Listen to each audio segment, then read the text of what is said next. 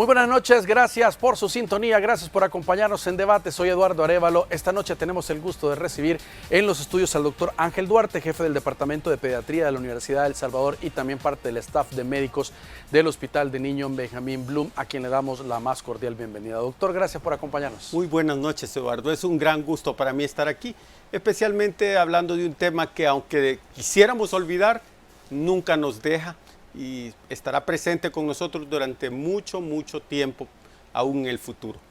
Así es, el COVID-19, y por supuesto queremos hablar, hemos hablado mucho de las variantes y todo este tema, pero sobre todo enfocado en general o a nivel de adultos, pero hoy queremos hablar específicamente del tema de los niños y el COVID-19, porque hay muchos padres pues, que están con la incertidumbre sobre la vacuna y otros temas de la enfermedad.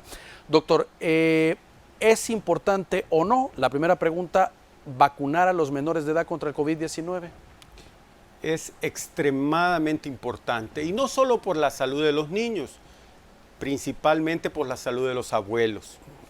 Los niños van a contagiarse de COVID, ellos van a la escuela. Ustedes saben que para uno de adulto resulta a veces difícil usar mascarilla, no digamos para los niños que andan corriendo, jugando, que se abrazan, que hacen grupos grandes de compañeros y que comparten el refrigerio uno del otro.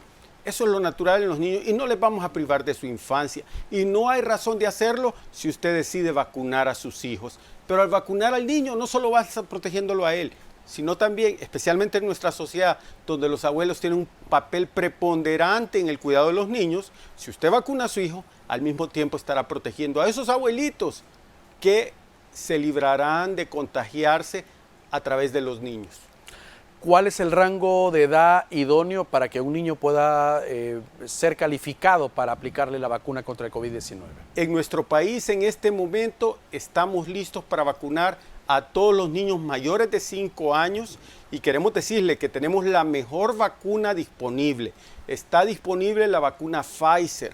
En Centroamérica, muy pocos países, aún en el mundo, muy pocos países cuentan con una vacuna tan buena para poner en su población infantil. Entonces, es una lástima que no aprovechemos esta vacuna. Se ha invertido una cantidad exorbitante para poner a disposición de todos los salvadoreños, y no solo los niños, vacunas de calidad. Y es triste ver cómo a veces estas vacunas se vencen por falta de diligencia de parte de los padres en llevar a sus hijos a que les apliquen la vacuna.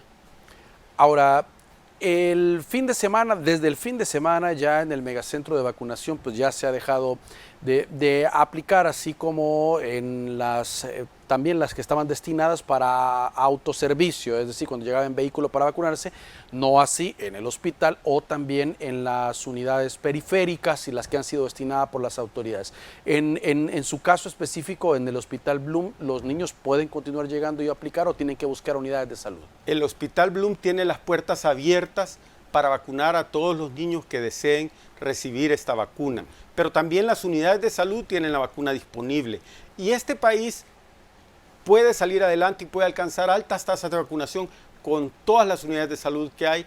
La red de servicios que hay en el país es amplia y suficiente para garantizar que toda la población tenga acceso a la vacuna. Y entre más cerca esté el servicio de la población, es mejor. En el pasado hemos tenido altas tasas de vacunación en enfermedades como la poliomielitis, el sarampión, la rubiola, las paperas. Se ha bajado un poco esas coberturas a raíz de la pandemia. La gente dejó de visitar los establecimientos de salud. Pues este es el momento de volver.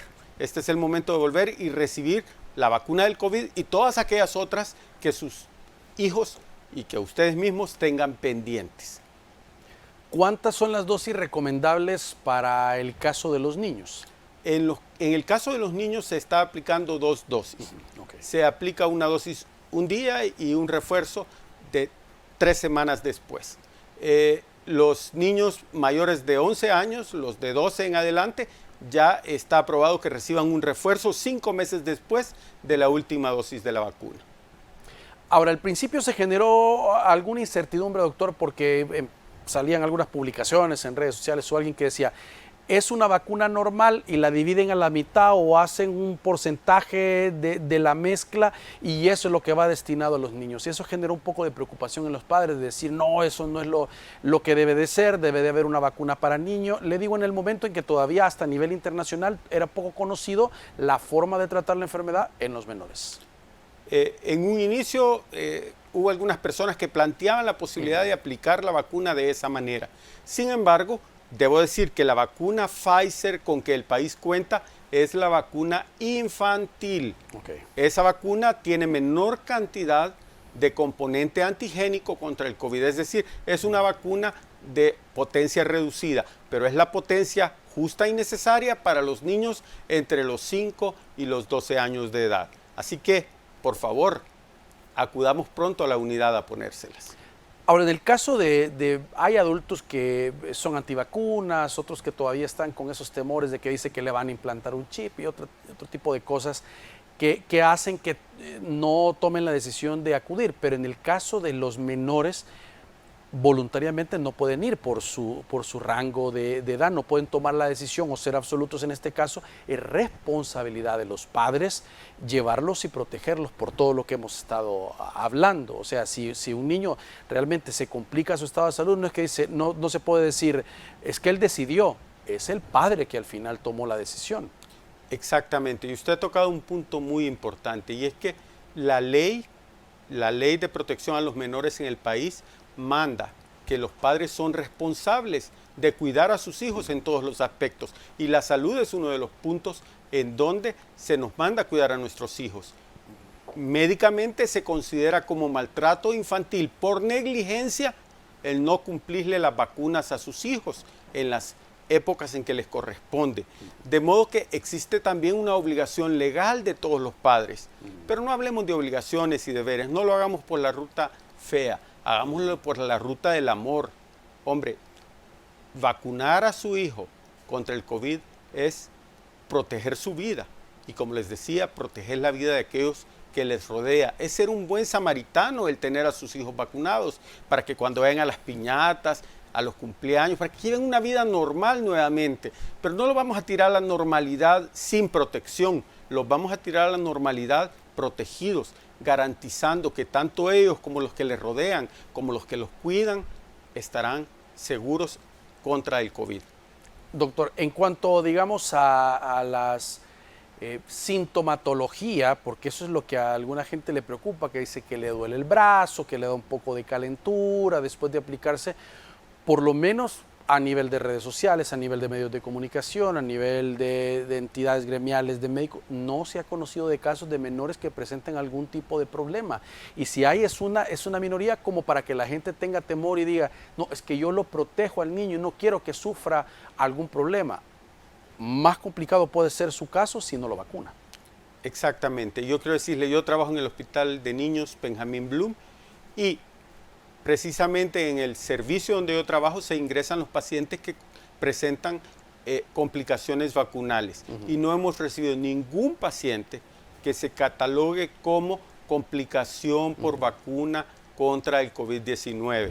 De hecho, es muy raro que recibamos pacientes complicados por vacunas, y el tipo de complicaciones que vemos son realmente más de tipo local, que se le puso rojo el brazo, que se tocó con la mano sucia y se le hizo un absceso, pero no complicaciones serias. Son sumamente raras las complicaciones serias, hablando en general de todas las vacunas, pero no hemos tenido ni un solo caso. Ahora, ustedes van a escuchar un montón de rumores, hay tantas historias urbanas, falsas todas, hay gente que es inescrupulosa. Recuerdo yo haber visto un video donde alguien decía que después de la vacuna Pfizer se le pegaba una cuchara en el brazo y se mantenía allí. Me imagino cuántos millones le habrán pagado a este hombre ya que se hizo tan viral ese video. Pero, ¿era cierto eso? Respóndanme, todos los que hemos recibido esa vacuna sabemos que nos ponemos una cuchara, nos ponemos una moneda y va a resbalar porque no tenemos ninguna de las cosas que estos advertían como peligro de la vacuna. De modo que no nos dejemos llevar por esos rumores, por esas leyendas, por esos mitos, que lo único que harán es que nos privemos de recibir protección y de proteger a lo más valioso que tenemos en nuestras vidas. Creo que no hay nada más triste para un padre que tener que enterrar a un hijo. Claro.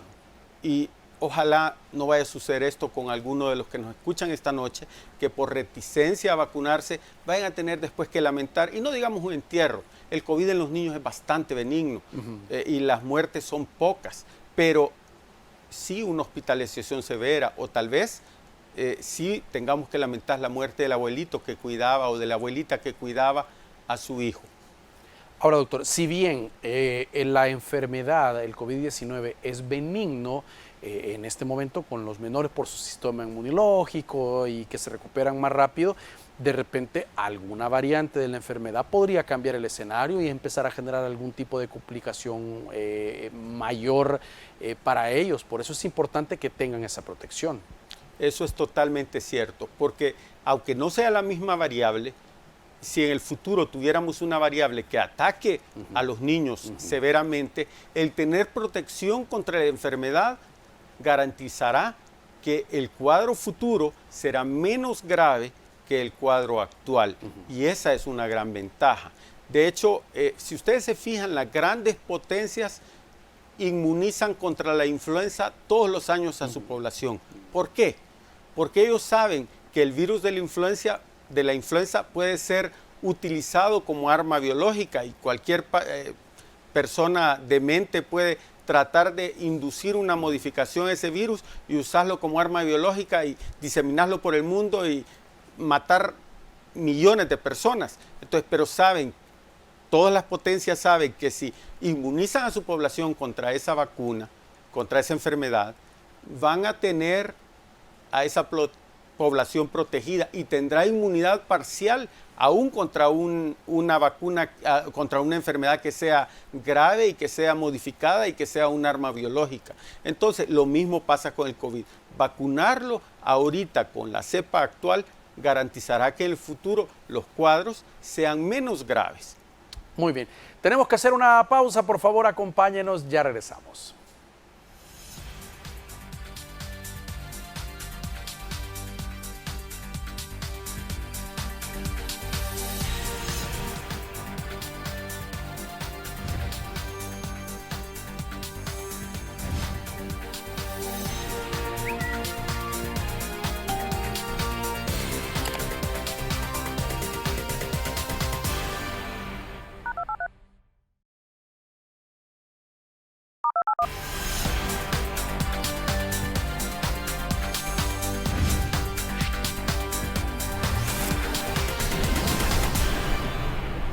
Muy bien, gracias por continuar con nosotros.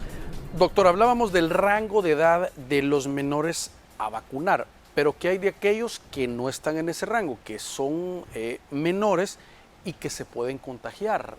¿Qué pasa con estos niños? ¿Solo va el tratamiento a?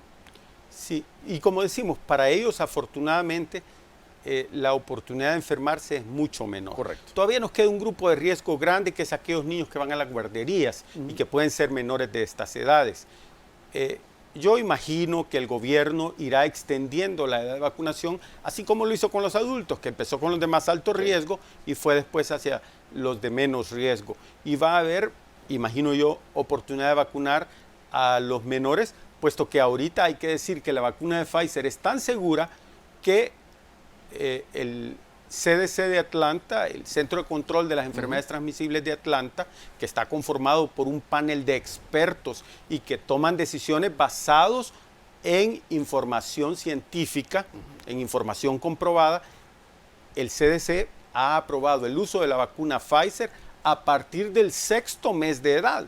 Es decir, desde el 6º mes. Entonces, imagino que el gobierno tratará primero de vacunar a los niños mayores de 5 años y que después habrá oportunidad de vacunar a los menores. Por supuesto, todo se hace ordenada y escalonadamente, tal como es prudente. No vamos a tener inundadas las instituciones buscando el producto y no poder brindárselos a todos de una sola vez. Pero yo imagino que eso será lo que sucederá. Así que esa es una buena noticia para nosotros. Y especialmente le debería dar confianza a usted porque en los países desarrollados han puesto millones de dosis a la fecha en niños menores, incluso a partir del 6º mes de edad. Así que no tenga temor, es una vacuna segura, es una vacuna confiable. De esta vacuna se han puesto miles de millones de dosis a la fecha. Ahora, doctor, mientras no llegue el rango de edad a bajar, digamos, de los 6 meses en adelante hasta el periodo autorizado, es importante que los padres estén pendientes de los síntomas. Es bastante difícil porque las características, sobre todo en la época que ya vamos a hablar más adelante en la que estamos, que se dan un incremento de las enfermedades respiratorias por la situación de las lluvias, que un padre pueda ver y decir, tiene COVID. Es muy difícil, hasta para un médico quizás debe ser bastante difícil en algún periodo de la enfermedad poder identificar, pero lo que no se debe hacer es el otro extremo, es decir, no hay gripe, no pasa nada, sino que hay que estar clínicamente viendo las manifestaciones y llevarlo al médico. Usted tiene toda la razón. Y la verdad que el cuadro ha cambiado tanto desde un inicio. El COVID empezó en una enfermedad sumamente grave. A usted le decían COVID y casi que era como que le dijeran, mire, aquí está su cajita. Sí. Bueno, fue un gusto conocerlo. Poco a poco el COVID se ha vuelto una enfermedad diferente, con síntomas distintos. No por ello significa que sea una enfermedad a la que no haya que temerle. Por supuesto que sigue habiendo personas que fallecen de COVID. Afortunadamente son muy pocas, pero hay que tener mucha precaución con la misma. Actualmente el COVID semeja mucho a una gripe común y corriente. Un poco de fiebre por aquí, un poco de mocos, un poco de tos, algunos con más síntomas gastrointestinales, un poquito más de diarrea, un poquito más de vómitos, fiebre, dolor de garganta, malestar general, y de repente la mamá se desesperó y le fue a tomar la prueba y usted encuentra COVID positivo. Y pensaba, no era COVID. A veces se parece mucho a los síntomas del dengue en algunos casos y tenemos coinfección de COVID con dengue. Hemos tenido casos en que han estado enfermos de una cosa e inmediatamente después han adquirido la otra. Entonces, en nuestra sociedad circulan todos estos virus y de modo que cuesta solo por bases clínicas el decir, este es COVID, este es gripe, este es neumonía, se entrelazan mucho los cuadros. Por eso nuestro consejo para aquellos que están enfermos es, cuando sus hijos estén enfermos, déjenlos en casa, no los manden a la guardería, no los manden al kinder porque van a enfermar a otros niños. Y esto aplica, estén o no estén vacunados, siempre el niño que está enfermo debe permanecer en casa porque usted no sabe si está enfermo de otra cosa en realidad. Puede ser una neumonía bacteriana la que está empezando y por favor mejor, si está enfermo, déjelo en casa. Hágase un favor usted y hágale un favor a los demás niños. Ahora, si bien el menor de edad no puede ser vacunado en el rango que ya establecimos, para aplicar a una vacuna contra el COVID-19, si aplica una prueba para detectar si es COVID. Es un poco difícil. Yo he visto a unos niños muy pequeñitos que es complicadísimo la prueba del hisopado que se dé, o sea, lloran, gritan y todo, pero llega un momento en que es necesario llevarlo y practicarle una prueba. Solo el que no le ha limpiado la nariz a un niño sabe, no sabe qué tan difícil es el tomar una prueba de COVID en un pequeñín, ¿verdad? Se lucha a más no poder, se retuerce todo y muerde si puede, hace todo lo que puede por tal que no le toquen su naricita, y mucho menos que le metan un hisopo hasta muy adentro de la nariz y que le hagan un hisopado correcto. Entonces cuesta bastante, pero sí, la prueba está disponible y si bien es cierto la sensibilidad también varía, por ejemplo, algunas variantes del COVID se detectan mejor en el moco nasal, otras se detectan mejor en la garganta, otras se detectan mejor en las heces, pero en todo caso el método estandarizado al momento es el del hisopado nasal. Y pues puede que la prueba salga negativa aunque sea un caso de COVID, y puede que la prueba pues nos confunda en ese sentido. Ahora, el uso de las medidas de bioseguridad en los niños también es importante que los padres tengan en cuenta. Al niño se le va más por los colores, por la forma, que de Spider-Man o cosas más llamativas, pero que sea lo reglamentario, es decir, no buscar más la forma o que sea bonito y no que no tenga una protección y ande casi un pañuelo en la cara. O sea, no debe haber esa compensación, sino que debe ser una mascarilla que cumpla los estándares y si se puede con un buen diseño que le guste al menor. Eso es extremadamente importante. Fíjese que ya es tiempo que dejemos de ver la mascarilla solo como protección contra el COVID. La mascarilla es protección contra cualquier enfermedad respiratoria.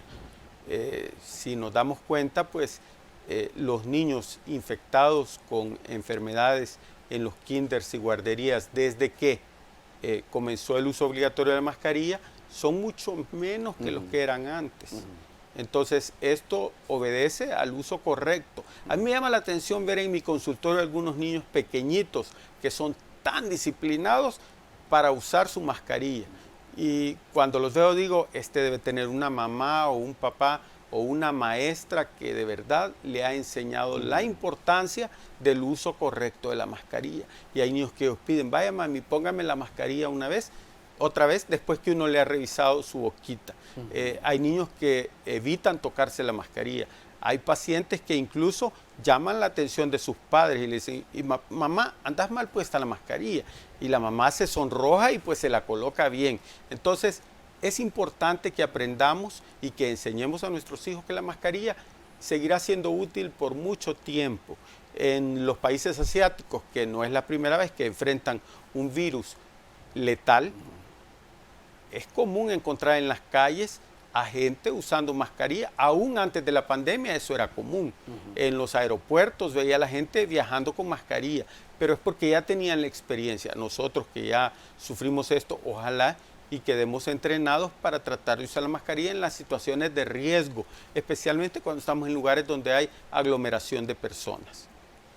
Ahora, el contacto de niño a niño, obviamente por la característica de la edad, también es un factor a considerar en la cercanía. Por ejemplo, los adultos no hay tanto abrazo, no hay tanto juego, tanto sudor como la misma característica de ser niño. Entonces se vuelve importante el refuerzo de las medidas de seguridad. Hay mamás que dicen, no, es que me da lástima o está jugando o está sentado con otros, se puede estar ahogando si corre mucho, entonces mejor le voy a quitar la mascarilla, pensando al revés de la protección que le puede generar.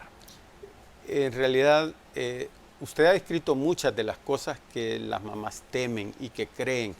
Por ejemplo, al principio de la pandemia decían, es que con la mascarilla no se puede respirar, no se siente bien. Yo tengo en mi consultorio un monitor y le decía a la señora, bueno, vamos a ver, deme el dedito del niño y los saturábamos sin mascarilla y luego con mascarilla y las mamás se quedaban en un inicio sorprendidas a ver que con o sin mascarilla el niño saturaba lo mismo.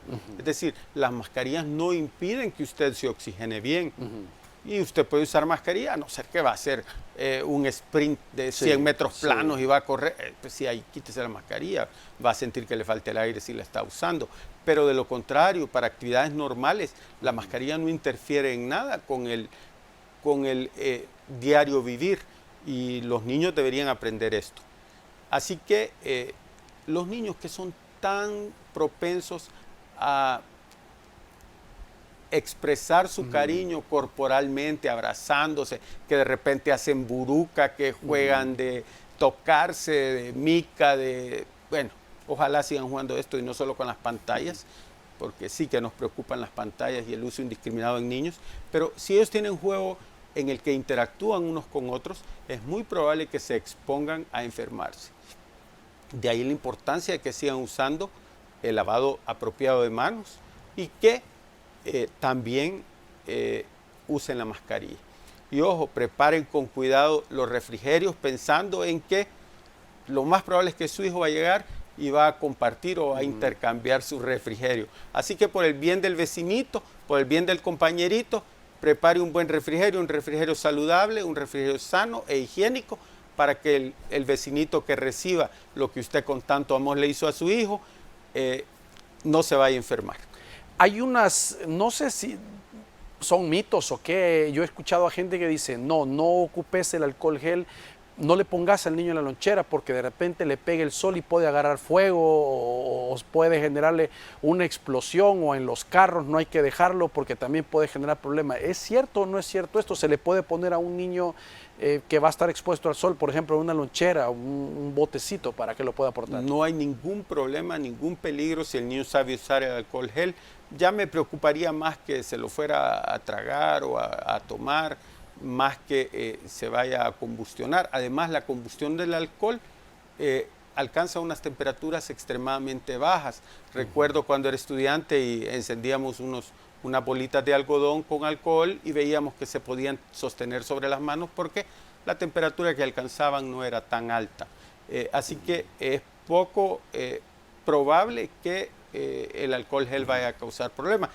Prueba de eso es que en los aviones usted puede meter en sus maletas alcohol gel y no le van a decir que es un combustible y que lo saque de ahí porque va a agarrar fuego el avión. Así que más prueba que eso no debería de haber, ¿verdad? O de requerirse. Muy bien. Tenemos que hacer una nueva pausa. Por favor, acompáñenos, ya regresamos.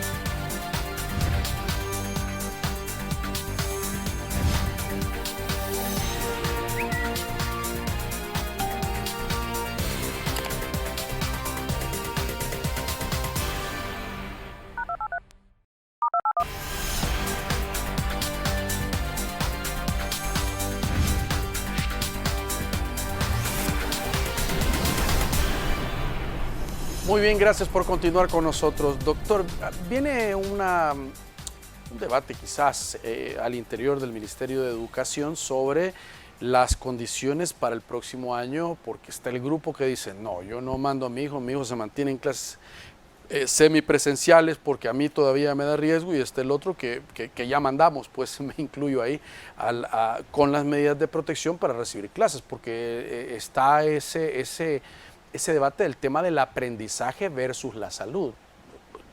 Ese equilibrio que debe de haber, este año todavía lo terminamos con esa modalidad de que era opción del padre si manda o no mandaba a los estudiantes.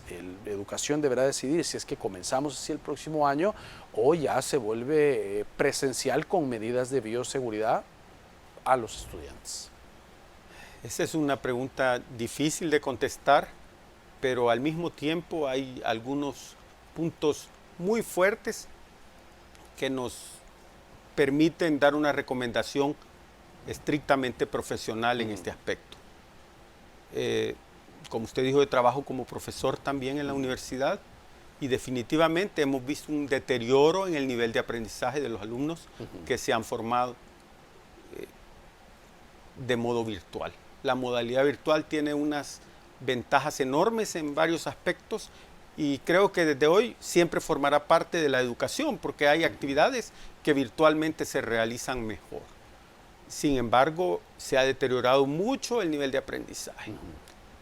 Esto implica que vamos a tener profesionales, que vamos a tener alumnos en todos los niveles con menos competencias. Y a nuestro país le interesa tener una generación nueva lo más competente posible para que saquemos a este país hacia un futuro brillante. Pero además de deteriorarse el aprendizaje, hay muchos que dicen que sí es un atentado contra la salud el asistir a los centros educativos, pero no se han puesto a pensar en que es un atentado grande contra la salud mental el seguir en este aislamiento. Hemos visto con preocupación entre los adolescentes y adultos jóvenes cómo se han incrementado los intentos de suicidio y los casos de suicidio consumados. Pues obviamente al tener menos interacción social hay menos recursos de apoyo para las personas. Y yo he visto una cantidad increíblemente alta, nunca antes vista, de niños que parecen autistas. Afortunadamente muchos no son autistas, solo son aislados sociales, niños que han estado tan aislados del medio que no han tenido con quién interactuar y no saben hablar, no saben hacer nada. Hay otro fenómeno y es que a raíz de esto muchos padres trabajan en casa y pues vieron la oportunidad de ya no seguir contratando a la persona que les ayudaba a cuidar a los hijos, y entonces hoy han cambiado de niñera, y la niñera hoy es la tablet. Y lamentablemente me entristece cuando un papá me dice, mire, este niño es experto para manejar la tablet, niños de 2, 3, 4 años, que sí, la sabe usar mejor que yo, pero ¿qué me está diciendo eso? Que este niño está pasando demasiadas horas frente a una tablet, y hay estudios que muestran que el riesgo de autismo se incrementa 3.5 veces más en aquellos que pasan más de 2 horas diarias frente a pantallas. Así que por salud mental, por salud física, y hoy que ya tenemos la vacuna que nos va a proteger a estos niños frente a la enfermedad, no hay ningún motivo para seguir en casa. Es tiempo de que retomemos la normalidad y que pues afrontemos con responsabilidad la educación de nuestros hijos, garantizando también, como decía, salud mental apropiada. Incluso cuando fue el grueso de estudiantes que se incorporaron, la gente decía, hoy sí los casos se van a disparar terriblemente, y no ocurrió. Y después la gente empezó a ir más a conciertos, más a partidos de fútbol, otro tipo de cosas, donde de verdad había aglomeraciones más importantes. Incluso hacían una investigación y decían que los niños cumplían mejor los protocolos de bioseguridad. O sea, en cada centro educativo había su alcohol gel, la revisión del uso de las mascarillas. O sea, no iba a venir por ese lado esa disparada de contagios como se dio, claro, aplicando los protocolos de bioseguridad. O sea, fue una situación bastante sostenible para las autoridades de salud. Así es, y usted lo ha dicho claramente, las discotecas, los estadios, las grandes aglomeraciones de gente que se dan en sitios cerrados, esas son mucho más peligrosas que el retomar las actividades educativas presenciales, de lo cual urge en nuestro país en todo sentido. Ahora, doctor, digamos, los casos de estos menores que van a incorporarse será una decisión de las autoridades, la forma o el mecanismo cómo se va a implementar. Pero en este momento algunos dicen que sí se nota la diferencia, incluso en los pequeños, los que están asistiendo y los que están de forma virtual. Usted nos decía en el caso de las universidades, pero imagínese reflejado en los pequeños, el aprendizaje o el contacto que necesitan a esa edad. Y le puedo decir también que en los pequeñitos que van a clases y en los que no van, uno nota grandes diferencias. Uno nota que los niños que están en educación presencial son más extrovertidos, tienen mejores habilidades, son niños que de repente, si ya están escolarizados, le leen las cosas y lo leen bien, a diferencia de aquellos que están en educación virtual. Uno les dice, les expresa algo y sus razonamientos no corresponden a su edad cronológica, se están quedando también con inmadurez emocional, y sus juicios, sus raciocinios son los de niños más pequeñitos. Su lenguaje, su vocabulario, su manera de expresarse es más rudimentaria también. Así que estoy seguro que si hiciéramos un estudio al respecto, encontraríamos que los niños que están en casa estudiando virtualmente están desaventajados en relación a su nivel de conocimientos, y me atrevería a decir que incluso al crecimiento y a la mejora de su coeficiente intelectual. Es decir, que estar en casa está afectando gravemente su coeficiente intelectual. Así que debería de preocuparles a ustedes como padres el mejor mandar a sus hijos a clases presenciales. Incluso lo que habría que ver es que los protocolos que aplican en los centros de estudio, los niños los repliquen en casa, por el tema de lo que hablamos, los abuelitos, los tíos, los otros mayores que puedan estar en el hogar, que conviven con ellos, no se vayan a contagiar. Así es.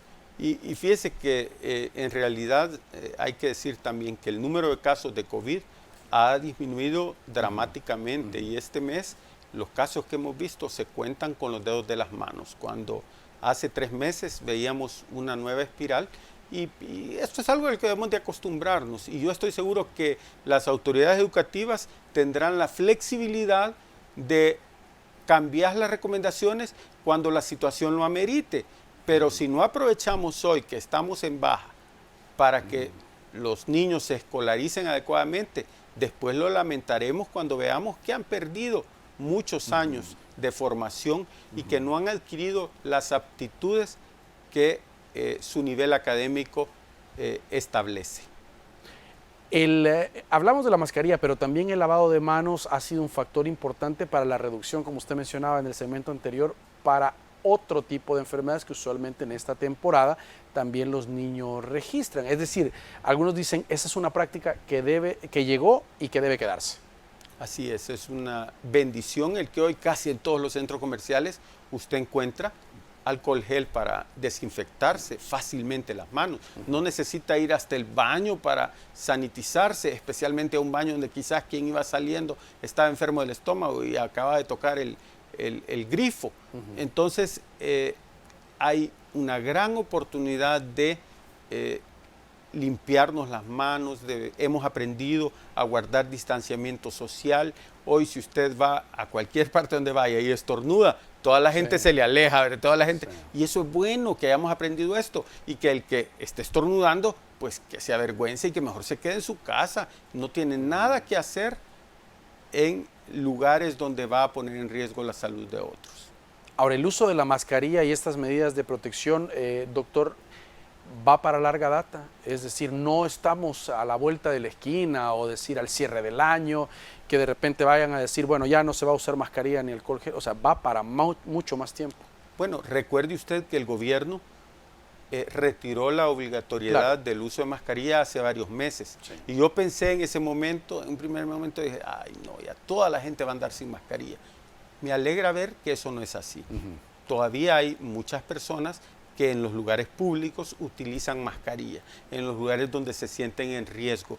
Y creo que esa es una cosa que debemos mantener por un largo periodo, aunque es incómoda la mascarilla. Y cuando venía al set les mostraba a las personas que aquí laboran cómo la mascarilla nos ha dejado cicatrices en la nariz de tanto usarla, ¿verdad? Usar mascarillas que realmente protejan.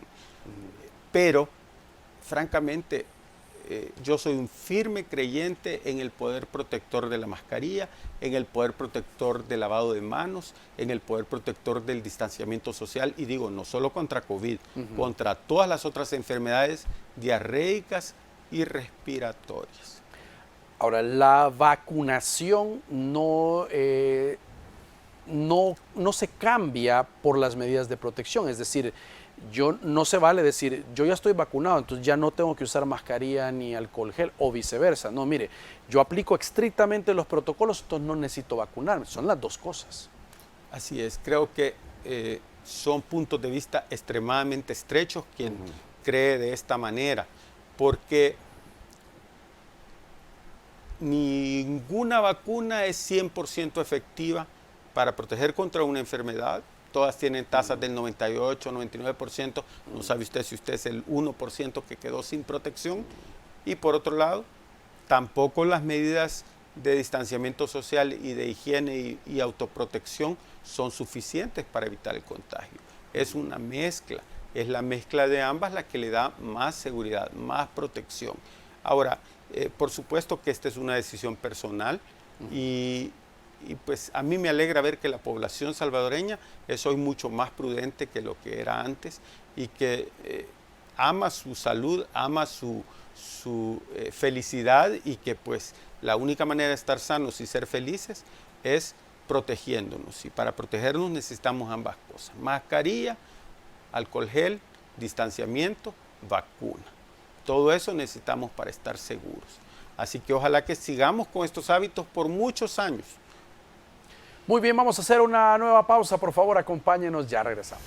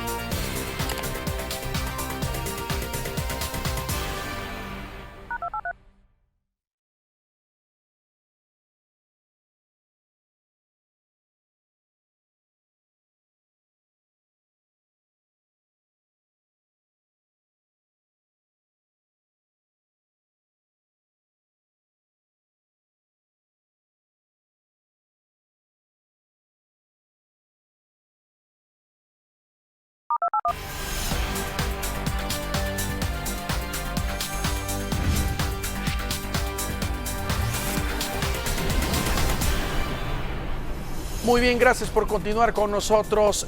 Doctor, no todo es COVID-19, pues hay otras enfermedades también en las cuales debemos poner atención, sobre todo, decíamos, porque estamos en un periodo de lluvias, quizá la etapa más fuerte de la lluvia, vamos a septiembre, donde usualmente pues, se incrementa la cantidad de las lluvias y los problemas respiratorios, sobre todo que esto conlleva. En la pausa, pues usted me decía también un aumento de mano, pie y boca. Este es un virus. Sí, estamos viendo muchos casos de la enfermedad mano, pie, boca, que es una enfermedad causada por el virus Coxsackie. Esta enfermedad es bien peculiar. Mucha gente la confunde con la varicela, pero no es varicela, porque en la varicela le salen vejiguitas en toda la cara, un montón de granitos en la cara y en la cabeza, y ahí empieza la enfermedad.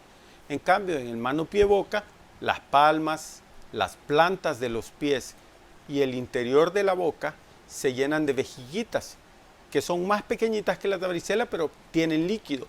Y las úlceras en la boca son extremadamente dolorosas, da fiebres fuertes y los niños dejan de comer porque tienen tantas llagas en las encías y en el paladar que no consiguen tragar. Así que esta enfermedad es muy frecuente, se da en las guarderías. Para ella el tratamiento es de soporte, hay que dar líquidos abundantes, hay que dar medicamentos para la fiebre y para el dolor y hacer una buena higiene de la cavidad oral. Pero por sobre todo, si uno de sus hijos se enferma de esto, ya no lo siga mandando porque es extremadamente contagiosa y va a ir a enfermar a todos los demás compañeritos. No lo lleve a un cumpleaños, a una piñata, aunque la haya esperado con ansias, porque si no va a diseminar esta enfermedad grandemente. Eso anda dando, pero mucho. ¿Cuánto dura más o menos los síntomas? La enfermedad dura habitualmente una semana si manejan adecuadamente las úlceras en la boca, porque si no se infectan y puede seguir con fiebre por un par de semanas, ¿verdad? Y puede seguir con dolor y con esa dificultad extrema para alimentarse. A veces es necesario ingresar a estos niños solo para que les pongan suero porque no consiguen tragar. También, doctor, hay que poner atención a los casos de dengue. Se han incrementado en los adultos, pero también los niños les puede llegar. Es tremendo. Y yo quisiera comenzar preguntándole a usted, amigo televidente, ¿ya fue a revisar su patio? ¿Fue a revisar su jardín, la entrada de su casa? ¿Qué recipientes hay que están acumulando aguas estancadas donde puede que estén creciendo larvas de zancudo? ¿Ya hizo la untadita en sus barriles o en su pila? ¿Se ha asegurado usted de que en su casa no hay criaderos de zancudo? Porque si no lo ha hecho, este es un buen momento para hacerlo. Porque los casos de dengue van para arriba y no hay manera de detener el dengue si cada uno de los salvadoreños no va y se garantiza de que no hay criaderos de zancudo en su casa. Así que cuidemos nuestra salud destruyendo todos los criaderos. Ahora, sí, los casos han aumentado mucho. Nuevamente vemos muchos niños y adultos también enfermos de dengue. Y el cuadro clínico pues es un poco más predecible, dolor de cabeza fuerte, fiebre, dolor de cuerpo. De hecho, el dengue se denomina la fiebre quebranta huesos, porque da unos dolores musculares y de huesos que son increíbles y que hacen que uno no desee ni siquiera moverse de tanto dolor que siente. Además, da dolor abdominal. Y una cosa peculiar, el dengue hace que duelan los ojos, no que ardan. La influenza hace que ardan los ojos, pero con el dengue a usted le duelen los ojos, usted los mueve y siente dolor. Especialmente si ve hacia arriba, hacia el polo superior, usted va a sentir dolor. Si esos son los síntomas que presenta usted o su hijo, piense que puede ser un dengue. Otro tema también que he visto algunos casos es de esta leptospirosis, que es por el orín de la rata, y aquí las medidas de bioseguridad pues aplican, ¿vea? Eso de ir al súper, ir al mercado y lavar para desinfectar. por el virus del COVID, pero también por la orina de la rata, las latas. A veces los niños solo destapan las bebidas y se lo toman y puede haber contagio. Yo he conocido un par de casos. Y yo he visto varios también, y es triste que tengamos tantos casos de leptospira cuando se pueden resolver si uno guarda hábitos higiénicos apropiados. Hay que evitar que los alimentos que consumamos estén contaminados con el orín de las ratas. Y si hervimos los alimentos, pues ahí se muere cualquier... Imagínense que fue el arroz el que la rata llegó a tocar. Si lo ponemos a hervir, eso no va a haber problema. Pero las latas, las galletas, los niños abren los paquetes con la bolsa y quizás ahí pasó la rata antes y entonces el niño se va a enfermar. De ahí que lo que decíamos al principio, tener hábitos higiénicos apropiados, el lavado de manos, la desinfección de las cosas que vamos a comer, hace que nos protejamos no solo contra el COVID, sino que contra todas las enfermedades que siempre nos han agobiado. Otros, según el cuadro epidemiológico que estaba revisando, que ha registrado un aumento de consideración, son los casos de tifoidea, que usualmente también se da en esta temporada, y es de poner atención porque esta sí es una enfermedad que si no se detecta a tiempo o no se trata con el antibiótico requerido, pues puede llegar a generar complicaciones renales. La tifoidea es una enfermedad muy grave, muy grave. Afortunadamente es una enfermedad para la que existe tratamiento médico, que por supuesto es un tratamiento desgastante porque muy probablemente va a requerir hospitalización o va a requerir reposo y aislamiento, pero es otra enfermedad que se evita si consumimos alimentos higiénicamente elaborados. El modo de transmisión de la tifoidea es mediante la ingesta de un alimento que esté contaminado con heces de una persona que tenga tifoidea. Entonces, la tifoidea no me va a aparecer porque alguien me tosa en la cara, pero sí me va a aparecer si yo me como un mango twist en la calle que lo preparó una persona que tuvo tifoidea hace 3 meses, porque muchas personas que han tenido tifoidea continúan como portadores crónicos de la enfermedad y diseminadores de la misma. De ahí que hay muchas personas que pueden andar esparciendo la fiebre tifoidea a diestra y siniestra y sin tener ningún síntoma. Creo que este es un área en la que se debe trabajar en la legislación para exigir que todos los proveedores de alimentos, ya sea artesanales o los empleados de restaurantes, tengan pruebas en las que se demuestre que no tienen estatus de portador de fiebre de tifoidea. Ahora, es una enfermedad, doctor, por lo que he visto, que es incapacitante. O sea, la persona que la tiene, su condición de salud decae rápidamente mientras está afectado. Es extremadamente grave y es extremadamente frecuente en nuestro país. De hecho, justo en el momento en que empezó la pandemia, tuvimos una cantidad de casos elevadísima y comprobados con cultivo. En el hospital de diagnóstico se dio a conocer, el director del hospital mandó una circular a todos los médicos en la que se mostraba era una barbaridad de casos, hombre. Y lo más impresionante es que, por ejemplo, en el hospital de diagnóstico del Escalón habían aislado más de 40 casos en un periodo como de 3 meses. Imagínense, estamos hablando de que para ir al hospital de diagnóstico del Escalón, pues hay que tener su centavito, ¿verdad? Sí.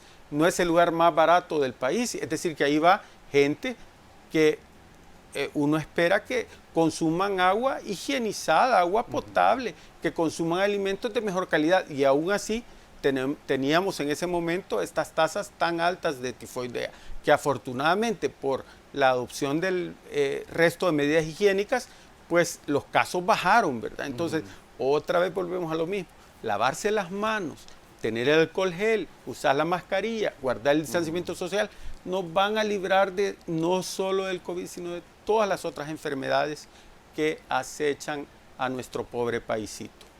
Y ya para finalizar, en el caso del dengue que estábamos hablando, doctor, el Aedes aegypti específicamente, no solo dengue, sino Zika y chikungunya se nos puede venir por uno por otro lado, y es un trabajo coordinado, porque aquí no depende solo de salud o descargar la responsabilidad. Es que no han venido a fumigar, es que si en las comunidades la gente no colabora, difícilmente las autoridades podrán hacer algo.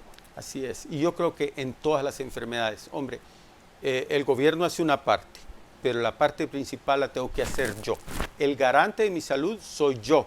El garante de la salud de mis hijos soy yo. No puedo esperar que otra persona venga a hacer por mí lo que yo tengo que hacer.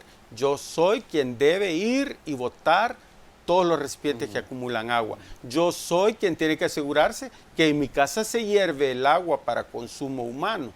Que si voy a beber agua, esa agua está higienizada en casa por mí. No voy a esperar, no le voy a seguir echando la culpa a ANDA, no le voy a echar la culpa a otros. Tengo que asumir que el responsable de mi salud soy yo. Por supuesto, el gobierno debe garantizar condiciones, y creo que en el caso de la vacunación ha hecho una excelente labor el gobierno al poner a disposición de todos nosotros vacunas de óptima calidad en forma gratuita y oportuna. No hay excusas. Si alguien no se vacuna, si alguien no cuida de su salud, es simple y sencillamente porque no se ama y porque no ama a su familia.